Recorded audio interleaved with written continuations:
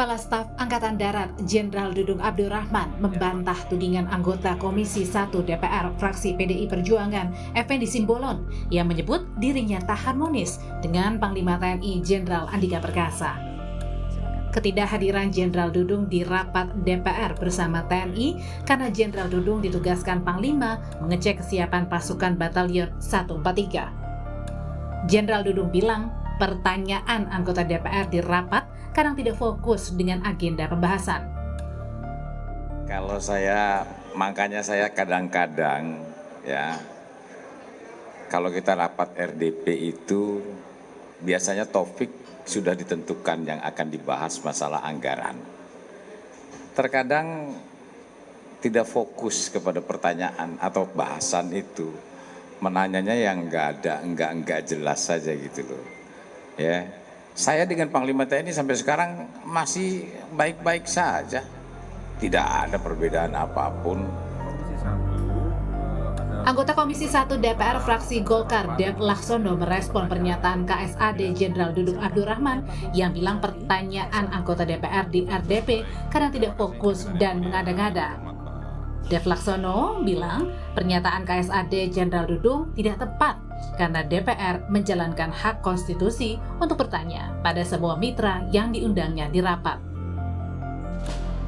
Kebutuhan itu, pertanyaan itu bukan berdasarkan hanya kepentingan pribadi ataupun yang tidak berdasarkan landaskan apapun. Itu semua karena memang kita menggunakan hak konstitusi kita untuk menanyakan kepada mitra akan permasalahan atau yang secara nasional ataupun secara regional ataupun juga secara negeri.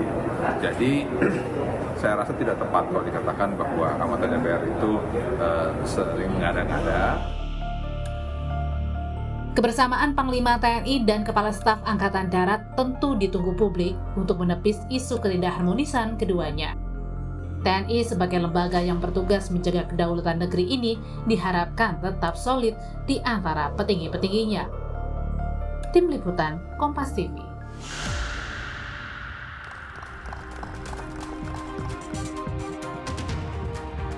Untuk bahas pernyataan Kepala Staf Angkatan Darat Jenderal Dudung Abdurrahman soal rapat di DPR yang kadang nggak fokus.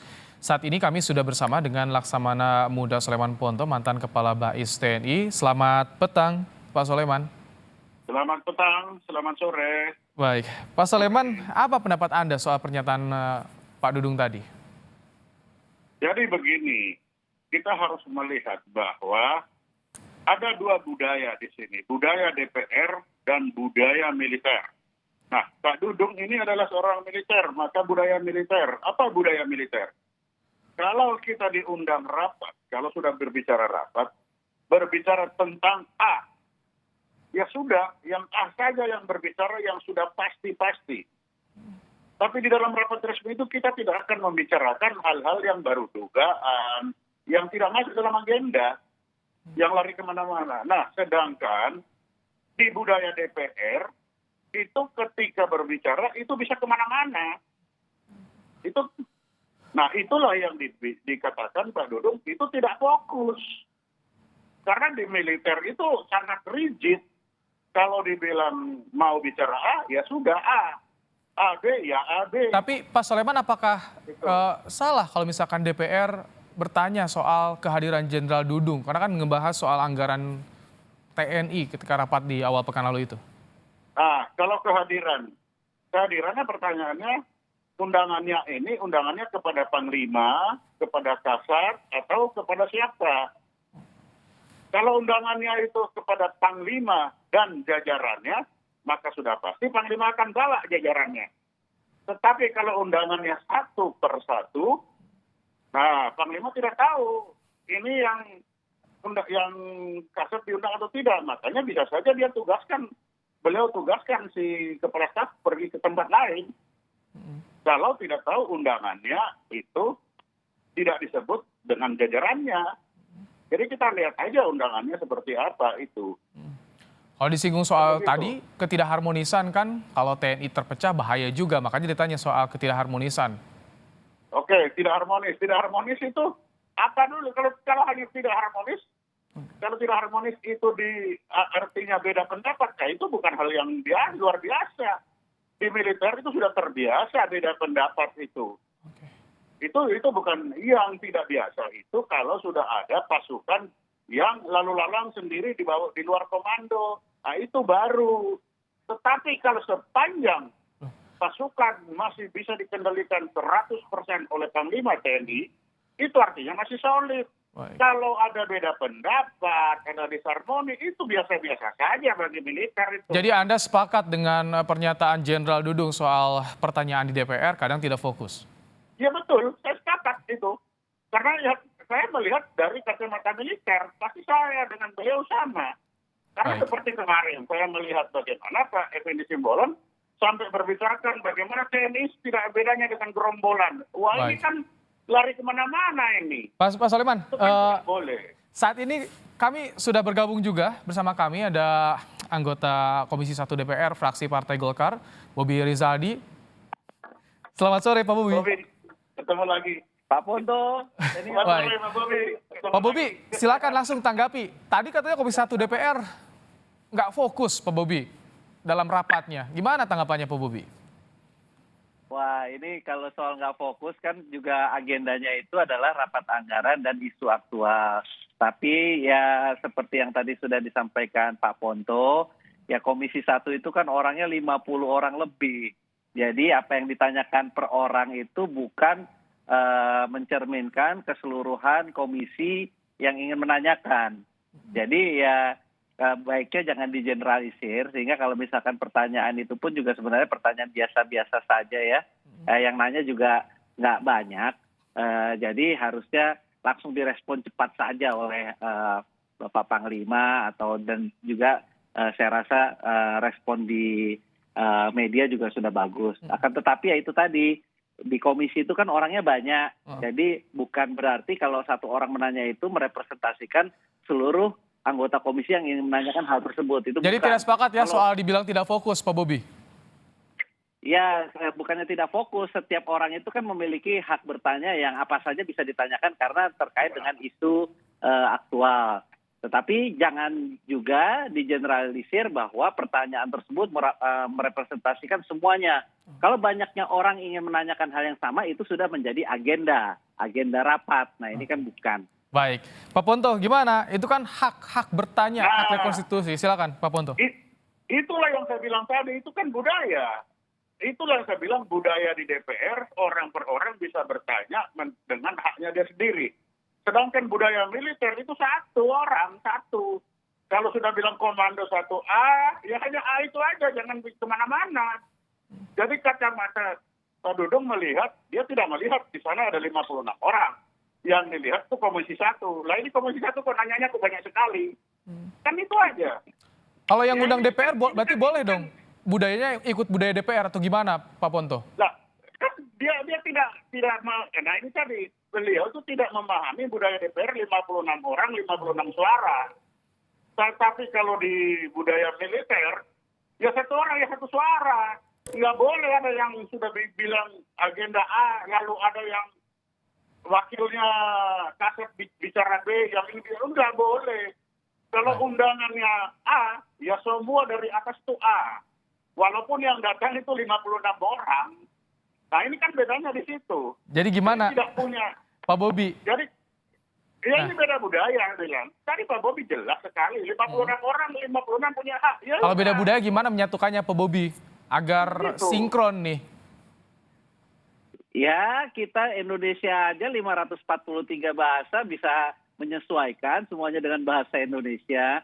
Apalagi kultur budaya atau kebiasaan rapat, saya rasa itu bukan hal yang susah lah.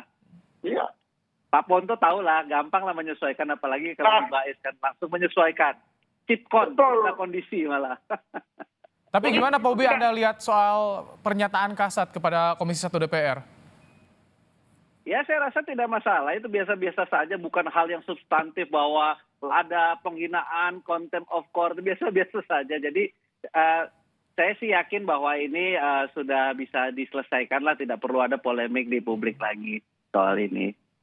Karena kan ini jadi pertanyaan publik juga, publik penasaran kok bisa seperti ini gitu kan, ini dua lembaga gitu, tidak sinkron. Jadi bagaimana nih mensinkronkan agar rapat ke depan sependapat, bisa hadir semuanya, Pak Bobi?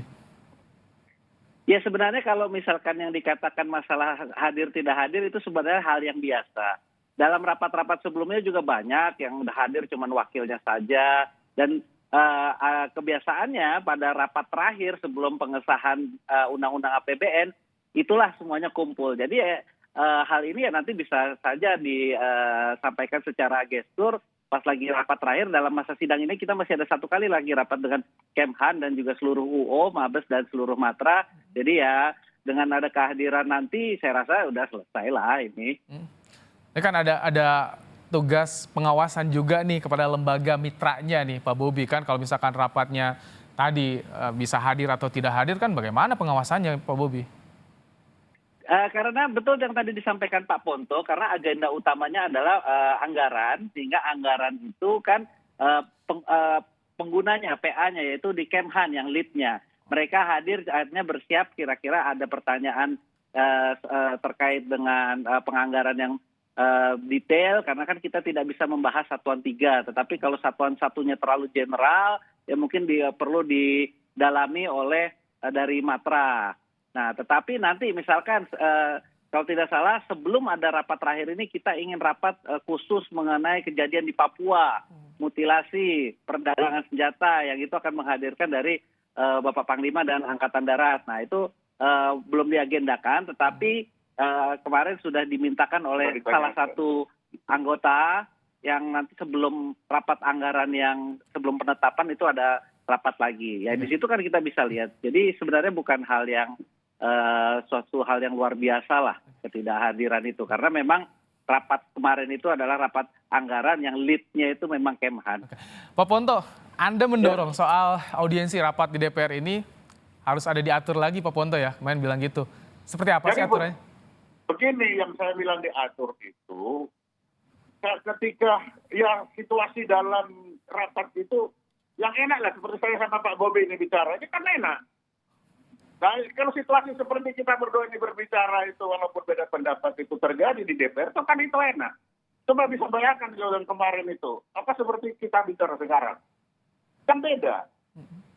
Nah, itulah yang begitu. Jadi karena misalkan DPR yang terhormat, Panglima juga punya kehormatan.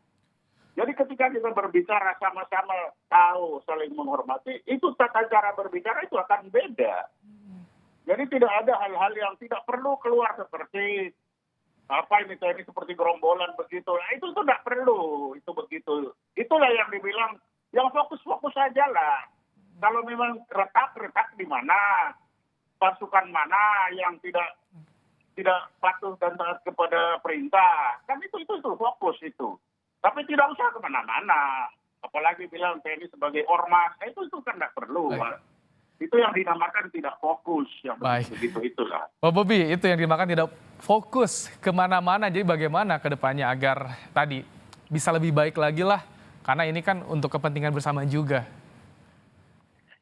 Ya memang karena yang sering diberitakan diulang-ulang di sosmed atau di mana pas bagian itu. Kalau pas bagian lainnya sedang lagi memuji-muji dan itu nggak masuk itu. Jadi rasanya kalau ke depan betul kata Pak Ponto ya sudahlah hadir aja bareng-bareng sama-sama udah selesai, dan ini juga tidak perlu diperpanjang. Yang paling kita minta tolong kepada rekan-rekan pers yang jangan dimuat, jangan yang pas lagi bagian itunya aja, pas lagi kita memuji-mujinya juga harus dimasuki, Mbak. Tentu kita juga seperti ini karena peduli bagaimana soliditas TNI itu perlu dijaga.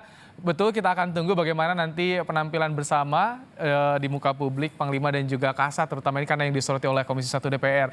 Sebelumnya terima kasih Pak Bobi Rizaldi, anggota Komisi 1 DPR, fraksi Partai Golkar, dan Laksamana Muda Soleman Ponto, Purnawirawan. Terima kasih telah bergabung bersama kami dalam program Kompas Petang sore hari ini. Sehat selalu Bapak-Bapak.